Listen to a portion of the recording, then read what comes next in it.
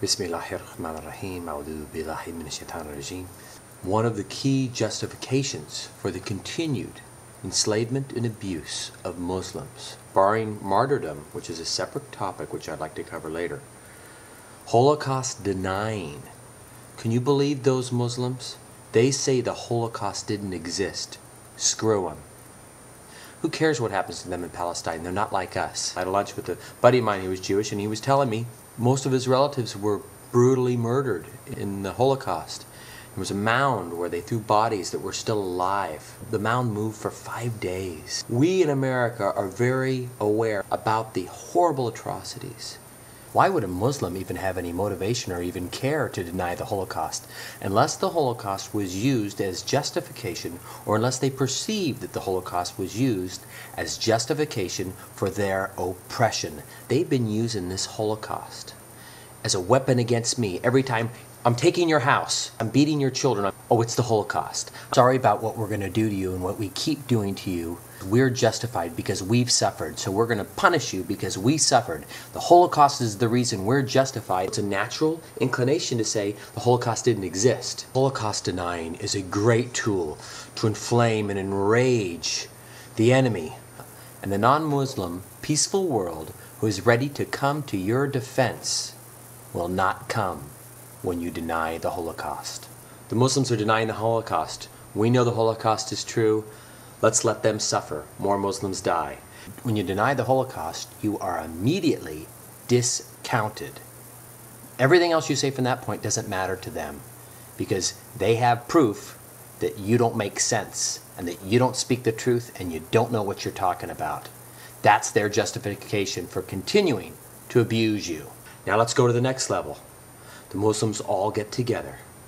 All the Muslims agree. The Holocaust was a tragedy. We're here. We're giving you love. We recognize it for its monumental pain and suffering.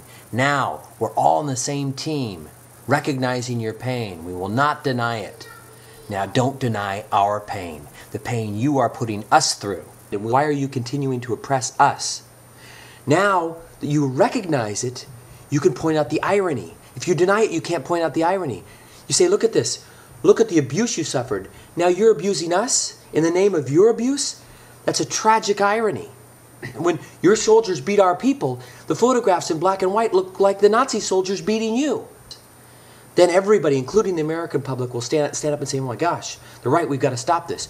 Embracing the reality of the Holocaust will empower the Muslims to get to the next argument and to solve the argument. We're still spinning down here in unreality. You're killing Muslims by denying the Holocaust. There's no good justification for abusing and oppressing the Palestinians. There isn't any. But we haven't reached the conversation, the real conversation about it, because we haven't cleared the hurdle of the Holocaust issue. I know there's a lot of other issues too, but this is a very easy one to fix. And when anybody says, I'm going to abuse you because you don't understand what it took for us to get here and how much we suffered, that's already letting you know and letting reasonable people know they don't have a good argument. This is obviously an add-on because of what I've heard after posting this. People keep saying to me, we're not denying the Holocaust happened, we're just denying that it happened to the degree that the Jews say. Not as many people died as they said. Again, now this is really important. That is Holocaust denying. Holocaust minimalizing, telling them their losses weren't as great as they say they were, is Holocaust denying. It's the same thing. If a little old woman said, oh my gosh, my 14 children got killed, it's so horrible, and you said, only 9 of your children got killed, how dare you say you lost 14 children?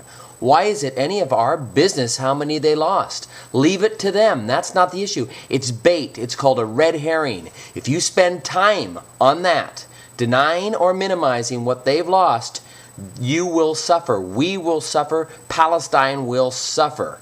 We have to stop minimizing, denying, anything like that. Anyway, let me know what you think. Tell me if I'm wrong. Bye-bye. Ma salama.